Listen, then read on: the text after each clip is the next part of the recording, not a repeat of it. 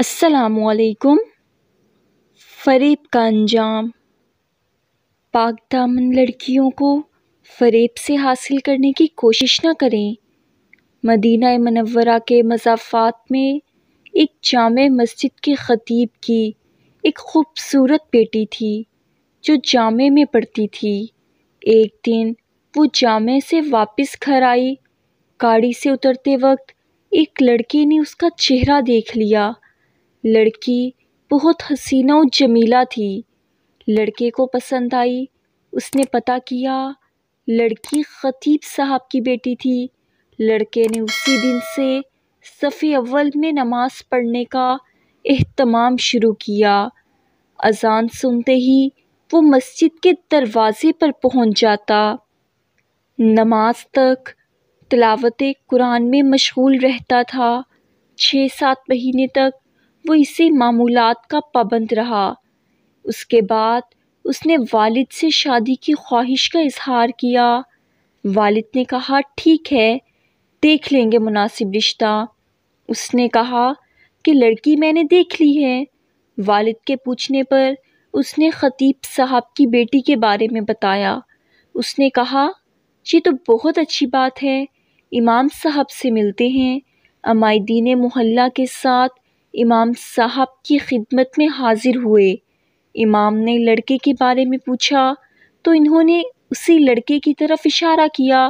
خطیب نے لڑکے کو دیندار دیکھ کر رشتہ لڑکی سے مشورہ کرنے اور رضامندی ظاہر کرنے پر قبول کیا۔ چنانچہ رشتہ طے ہوا۔ 6-7 ماہ بعد شادی ہوئی۔ شادی کے کچھ عرصے بعد لڑکے نے نماز پڑھنے میں سستی شروع کی۔ 1-2 ماہ بعد لڑکے نے داڑھی کاٹ لی۔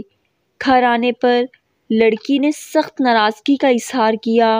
اس نے کہا یہ نمازیں تو میں تمہیں حاصل کرنے کے لیے پڑھ رہا تھا، اب مقصد حاصل ہو چکا ہے، اب کیا ضرورت؟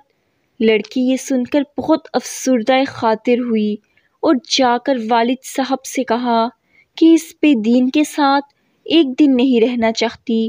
یہ معاملہ محکمہ عدل تک پہنچ گیا۔ قاضی نے دونوں میں تفریق کا فیصلہ کیا۔ لڑکا بہت پریشان ہوا۔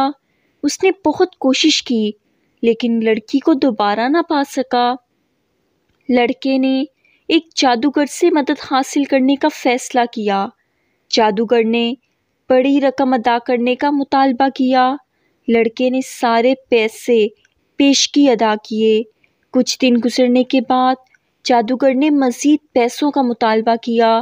لڑکے نے فی الفور وہ بھی ادا کیے اور کہا کہ کام ہو جانا چاہیے، پیسوں کی فکر نہ کرے۔ 1 ماہ کے بعد جادوگر نے لڑکے کو بتایا آ جاؤ، اپنے پیسے لی جاؤ، تمہارا کام کسی صورت ممکن نہیں ہے۔ جب وہ لڑکا جادوگر کے کمرے میں پہنچا تو جادوگر ایک بڑا چاقو ہاتھ میں لیے کھڑا ہے۔ لڑکے نے حیرت زدہ انداز میں پوچھا یہ کیا کر رہے ہو؟ جادوگر نے کہا مجھے قتل کر دو ورنہ 2 قتل کر دیے جائیں گے۔ لڑکے نے کہا میں یہ نہیں کر سکتا، لہٰذا میرے پیسے دے دو۔ اس نے پیسے دیے۔ لڑکا پیسے لے کر بھاگنے لگا۔ دریں اثنا پولیس والے نے لڑکے کو پریشان حالت میں بھاگتے ہوئے دیکھ کر گرفتار کر لیا، پیسے ضبط کر لیے۔ لڑکے کے توسط سے پولیس جادوگر تک پہنچ گئی۔ جادوگر نے پولیس کو کہا مار ڈالو، میں مرنے والا ہوں، مجھے وہ نہیں چھوڑیں گے۔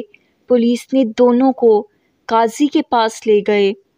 قاضی کو جادوگر نے پوری کہانی سنائی کہ ہم استمداد بالشیاطین کے ذریعے جادو کا عمل کرتے ہیں اور کامیاب ہو جاتے ہیں، لیکن اس لڑکی پر جب میں نے یہ عمل کیا اور شیطانوں سے مدد حاصل کرنے کی کوشش کی تو اس گھر کی حفاظت پر فرشتے مامور تھے۔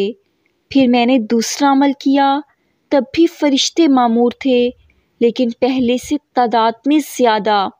اس کے بعد میں نے رئیس الشیاطین سے مدد لینے کی کوشش کی۔ اس بار جب وہ گھر کے پاس گئے تو وہاں جبرائیل امین کھڑے تھے۔ اس دن کے بعد سے اب مجھے وہ شیطانی گروہ مارنے پر تلے ہیں۔ قاضی حیران ہوا، اس نے خطیب صاحب کو بلایا۔ جب امام صاحب تشریف لائے تو انہوں نے پوچھا، کیا عمل کرتے ہو کہ فرشتے آپ کے گھر کی حفاظت پر مامور ہیں؟ اس نے پوچھا، کیوں؟ کیا ہوا؟